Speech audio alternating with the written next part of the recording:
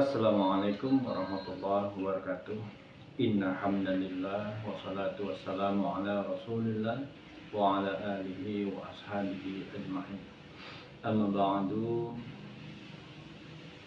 Saudara-saudaraku kaum muslimin dan muslimat dimanapun Anda berada,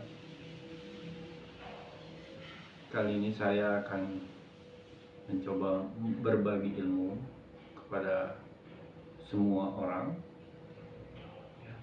Ilmu tentunya ilmu yang ada pada diri saya, yang saya pahami, ya. Mudah-mudahan nantinya ilmu ini akan berguna untuk kita semua. Kali ini saya akan mencoba berbagi ilmu tentang ilmu bahasa. Khususnya dalam hal ini ilmu bahasa yang akan saya sampaikan adalah tentang bahasa Arab. Bahasa itu penting karena bahasa itu merupakan alat komunikasi kita dengan orang lain. Apapun itu bahasanya, itu penting. Termasuk bahasa Arab ini juga. Selain itu sebagai alat komunikasi, dengan kita memahami bahasa Arab, kita juga diharapkan mampu untuk memahami ayat Al-Quran. Karena ayat Al-Quran itu sendiri berbahasa Arab. Jadi untuk bisa memahami Al-Quran itu sendiri, kita juga harus mengerti bahasa Arab. Benar kan? Nah, itu dia. Jadi tahapan untuk bisa memahami Al-Quran itu, pertama kita harus bisa membaca dulu, ya kan? Bisa kita membaca dulu, kemudian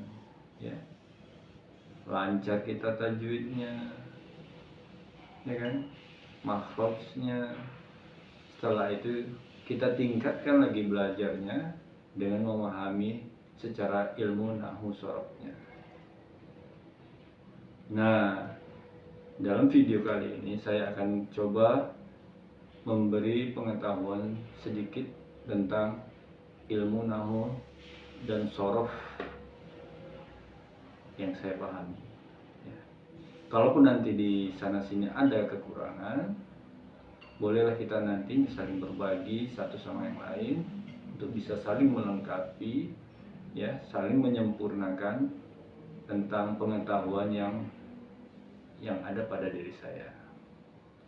Baik, saudara-saudaraku, kali ini saya akan mengawali dan pelajaran nahwu sharaf kita berangkat dari ad-dhamair. Macam-macam kalimat itu ada 4. Dalam bahasa Arab kalimat itu terbagi 4. Yang pertama ad-dhamair, yang kedua adalah fiil, yang ketiga adalah isim, dan yang keempat adalah harfun. Jadi untuk pembahasan pertama ini kita akan coba mengawali dengan memahami ad-dhamair. Ad-dhamair itu bentuk jamak dari kata dhamir. Bentuk jamak dari kata dhamir. Secara singkat, dhamir itu artinya kata ganti, atau dalam bahasa Inggrisnya disebut pronoun. Kalau bahasa ilmiah kita disebut pronomina. Dhamir ini adalah kata ganti yang bisa menggantikan orang, benda, dan apapun itu yang lain-lain. Itulah pengertian dhamir. Dan secara fungsi, dhamir itu ada 3 fungsinya. Ada 3 macam. Secara fungsi, dhamir bisa kita klasifikasikan menjadi 3. Yang pertama, ad-dhamir munfasil. Yang kedua, ad-dhamir muttasil. Dan yang ketiga ad-dhamir idhofah. Ya. Jadi ada 3 klasifikasi ad-dhamir dalam bahasa Arab yang saya ketahui. Nah, yang pertama yang akan kita bahas tentunya adalah tentang ad-dhamir munfasil. Apa itu ad-dhamir munfasil? Ya. Ad-dhamir munfasil, ya, kata ganti yang secara fungsi,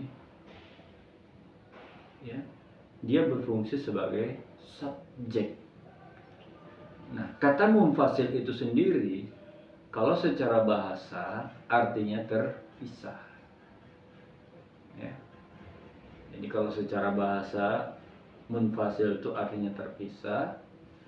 Namun secara fungsi ad-dhamir munfasil itu merupakan kata ganti yang berfungsi sebagai subjek dalam suatu kalimat. Nah, ada berapa dhamir munfasil itu? Ya, ada 14. Yang pertama huwa, kedua huma, ketiga hum, yang keempat hiya, yang kelima huma, yang keenam hunna, yang ketujuh anta, yang kedelapan antuma, yang kesembilan antum, yang kesepuluh anti, yang ke-11 antuma, yang ke-12 antunna, yang ke-13 ana, yang ke-14 nah. Jadi ada 14 dhamir munfasil, ya, yang nantinya secara detail akan kita beritahu secara kalimat berdasarkan kalimat yang ada. Sebagai contoh, ya, di dalam Al-Quran ada kali contoh dhamir munfasil, misalnya qul huwallah,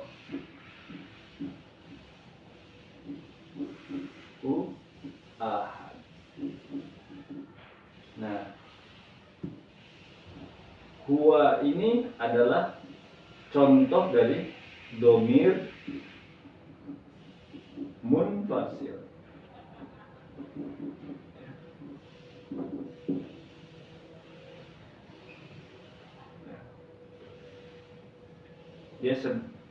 Kenapa dhamir munfasil?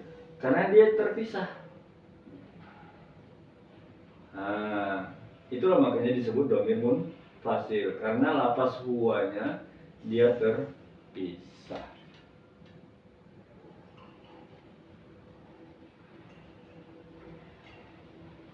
Namun ada juga, ya, dhamir munfasil itu, ya, dia melekat pada fiil. Nah, nanti lebih lanjut akan kita bahas dalam kajian fiil. Ya. Jadi dhamir munfasil itu tidak selamanya dia terpisah, namun nanti ada juga dhamir munfasil itu dia melekat pada fiilnya.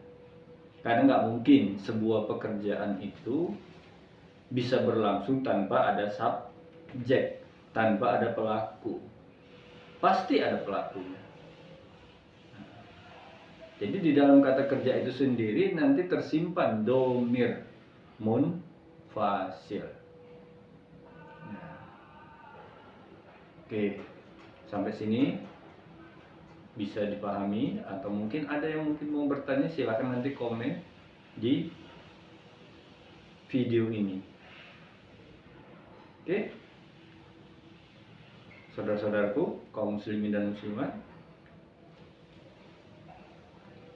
untuk kajian ini, untuk kali ini tentang ad-dhamir munfasil, kita silakan bertanya atau silakan komen. Silakan. Sekian dan terima kasih. Assalamualaikum warahmatullahi wabarakatuh.